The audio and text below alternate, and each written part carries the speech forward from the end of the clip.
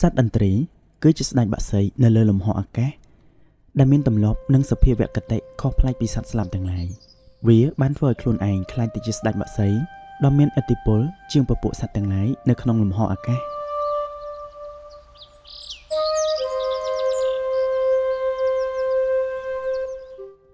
1វាចូលចិត្តហោះហើរម្នាក់ឯងនៅទីខ្ពស់បំផុត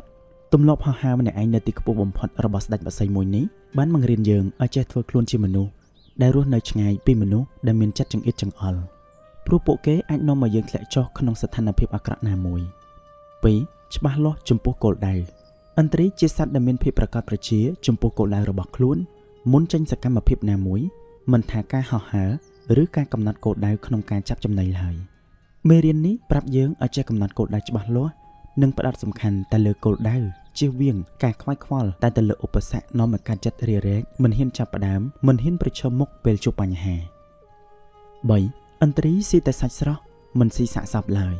សម្រាប់មេរៀនទី3នេះវាបានប្រាប់យើងថាត្រូវធ្វើជាមនុស្សដែលរស់នៅក្នុងពេលបច្ចុប្បន្ននិងចេះសម្លឹងមើលទៅអនាគតកុំទម្លាប់អោបជាប់តែនឹងអតីតកាលដែលបានកន្លងផុតទៅហើយ4សត្វឥន្ទ្រីចូលចិត្តព្យុះនៅពេលមានព្យុះភ្លៀងសត្វស្លាបទាំងឡាយនាំគ្នារកកន្លែងលាក់ខ្លួនពួនជ្រកកន្លែងផ្សេងគ្នាដោយពីសត្វស្លាបទាំងឡាយសត្វឥន្ទ្រីបែរជាចូលចិត្តពេលមានព្យុះភ្លៀងទៅវិញព្រោះវាជាឱកាសដែលធ្វើឲ្យការហោះហើររបស់វាកាន់តែមានភាពល្អប្រសើរនិងហោះបានខ្ពស់ផុតពពកខ្មៅតែម្ដងមេរៀននៅត្រង់ចំណុចនេះចង់បង្ហាញប្រាប់យើងរាល់គ្នាថាធ្វើជាមនុស្សកុំគិតតែខ្លាចមិនហ៊ានប្រឈមមុខមិនហ៊ានប្រកួតប្រជែងឲ្យសោះពិសេសត្រូវតែចេះហ៊ានទទួលយកហានិភ័យព្រោះគ្រប់ហានិភ័យសុទ្ធតែមាននៅឱកាសនិងផលចំណេញសម្រាប់អ្នកស្វះស្វែងរកនិងមានការតាំងចិត្តខ្ពស់5តេស្តទៅលើការតាំងចិត្តនៅពេលដែលសត្វឥន្ទ្រីញីបានជួបនឹងសត្វឥន្ទ្រីឈ្មោលណាមួយវាតែងតែចំណាយពេលច្រើនបំផុតក្នុងការធ្វើតេស្តលើការតាំងចិត្តរបស់ឥន្ទ្រីឈ្មោលនៅត្រង់ចំណុចនេះអ្វីដែលអ្នកអាចរៀនសូត្របានពីស្ដេចបក្សីមួយនេះគឺមិនថាអ្នកជាមនុស្សមានសមត្ថភាពជំនាញខ្លាំងប៉ុណ្ណានោះទេអ្នកចាំបាច់ត្រូវការដៃគូចូលរួមការងារជាមួយអ្នកហើយអ្វីដែលអ្នកត្រូវតែធ្វើឲ្យបាននោះគឺត្រូវតែធ្វើតេស្តនៅលើការតាំងចិត្តរបស់មនុស្សមុននឹងសម្រេចចិត្តជ្រើសរើសយកមកសហការងារជាមួយគ្នា6ត្រៀមខ្លួនបង្កើនសមត្ថភាពសត្វស្លាបមួយនេះតែងតែត្រៀមខ្លួនជាប់ជានិច្ចសម្រាប់ការវឹកហាត់ហោះហើរក្នុងទម្រង់ផ្សេងជាប្រចាំដែលធ្វើឲ្យសមត្ថភាពហោះហើររបស់ពួកគេកាន់តែលឿននិងបត់បែនតាមចិត្តតាមតម្រូវការទាន់ពេលវេលា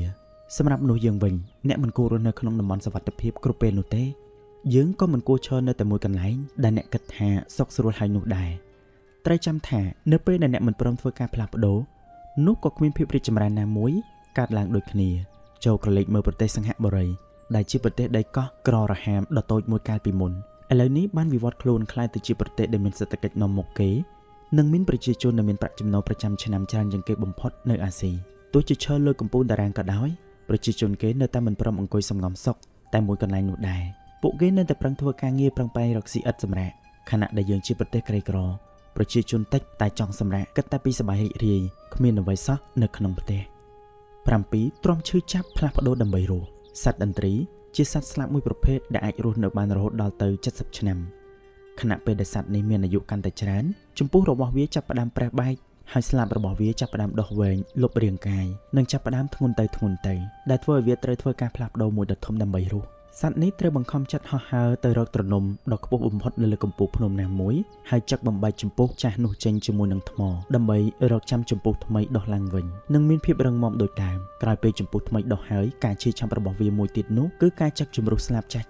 ចេញមួយចំនួនដើម្បីឲ្យស្លាបរបស់វាស្រាលអាចហោះហើរបានសាជាថ្មីម្ដងទៀតការតស៊ូចំពោះការផ្លាស់ប្ដូរមួយនេះនឹងផ្ដល់ឱកាសឲ្យវាអាចរស់បាន30ឆ្នាំទៀតមេរៀនរបស់សត្វស្លាបបក្សីមួយនេះគឺយើងត្រូវតែហ៊ានធ្វើការផ្លាស់ប្ដូរខ្លួនឯងបោះបង់ចោលទម្លាប់អាក្រក់ទាំងឡាយការគិតបែបអវិជ្ជមាននិងត្រូវហ៊ានដោះខាត់ខ្លួនឯងឲ្យក្លាយទៅជាមនុស្សដែលមានតម្លៃវីដេអូនេះផលិតដោយគេហទំព័រ Page លើកទឹកចិត្ត